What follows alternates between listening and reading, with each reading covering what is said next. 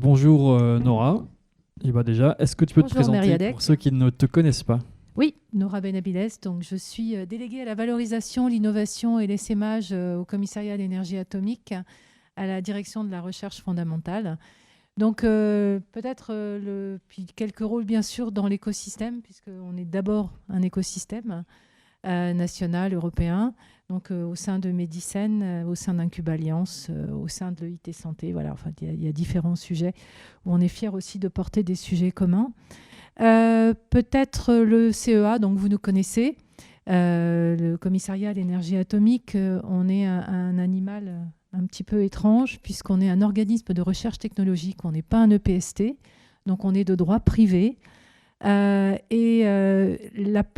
valeur ajoutée, je dirais, qu'on a sur les écosystèmes, que ce soit au niveau national ou au niveau européen, c'est qu'on est le seul RTO, donc organisme de recherche technologique, qui est une direction de la recherche fondamentale.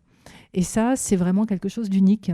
Donc en fait, on a un potentiel de travail de l'idée jusqu'à la mise sur le marché avec nos partenaires industriels, puisqu'évidemment, nous ne mettons pas sur les marchés, nous, on va contribuer à apporter des solutions innovantes, aller travailler avec nos partenaires industriels ou en montant des startups.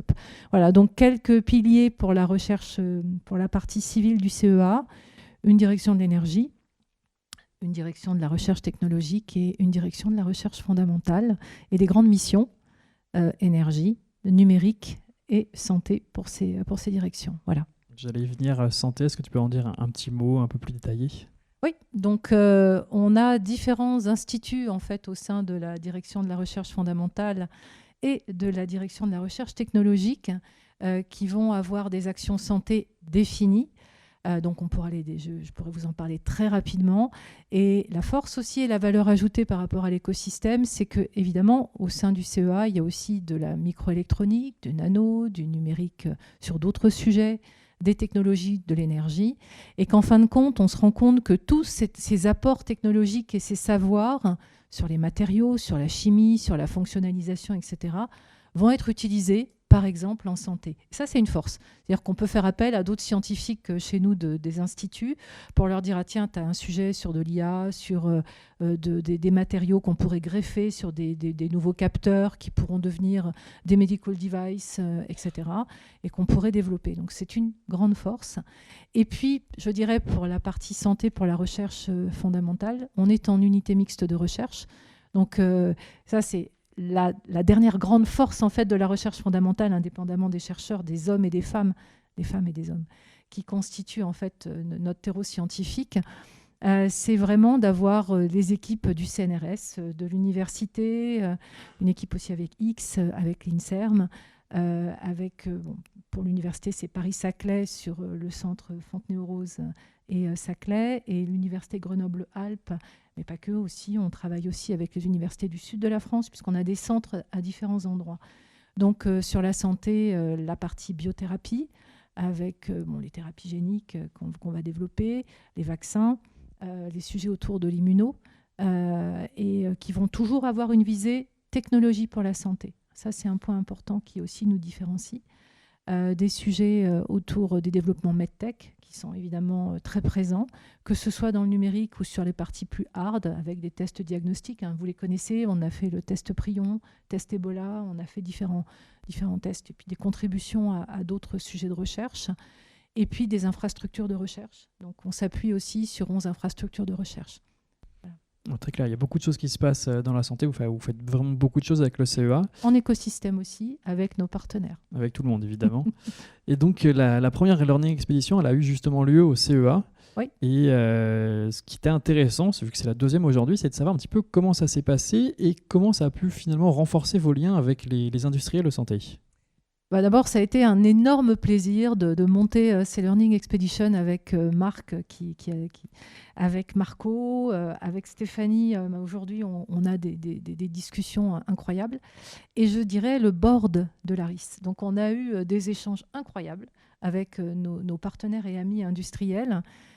Parce qu'en fait, qu'est-ce que ça nous apporte? C'est-à-dire que bien sûr, on a des grandes collaborations ou des petites collaborations avec des industriels, des grands groupes, des startups qu'on essaime, des startups de l'écosystème, des gens au niveau de l'international, etc. Mais en fait, la grande difficulté, on en a parlé beaucoup aujourd'hui, c'est la transversalité, c'est la connaissance, c'est les échanges, c'est la confiance et c'est la relation interpersonnelle. Et ça, c'est pas dans les livres, c'est pas sur des visios qu'on va le faire.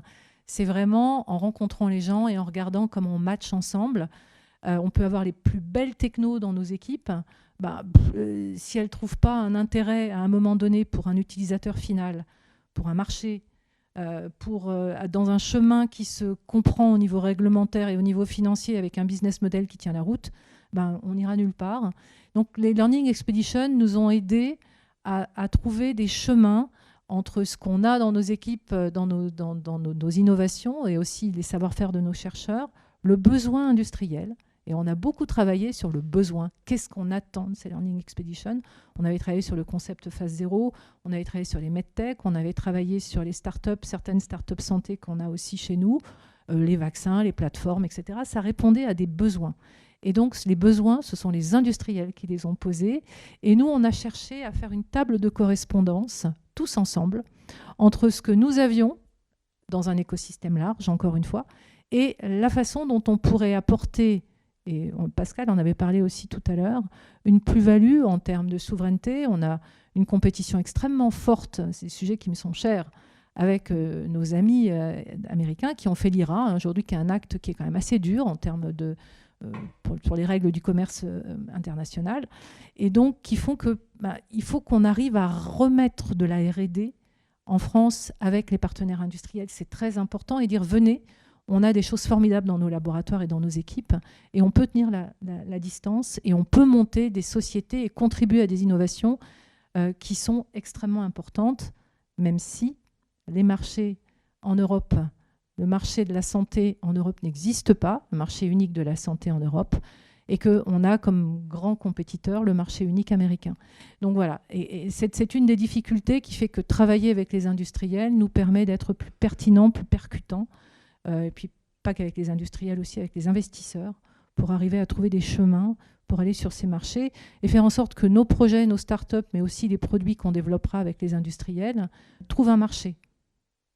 Voilà. C'est vrai que c'est des gros enjeux, les enjeux de compétitivité à l'international. Donc le fait de tous se rencontrer, de tous travailler ensemble, ça ne peut que apporter du bien.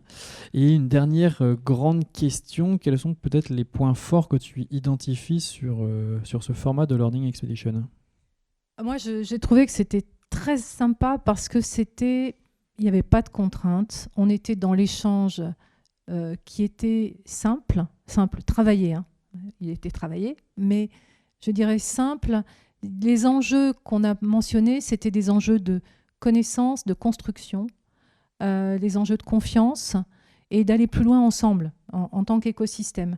Ça, je pense que c'est des endroits un petit peu aussi apolitiques, etc., qui sont extrêmement importants. Voilà, donc je pense que c'était un des grands enjeux, un des grands succès de l'ARIS. Bravo, merci beaucoup. Merci aux partenaires industriels parce que on a beaucoup échangé et on continue d'ailleurs à échanger avec beaucoup d'industriels.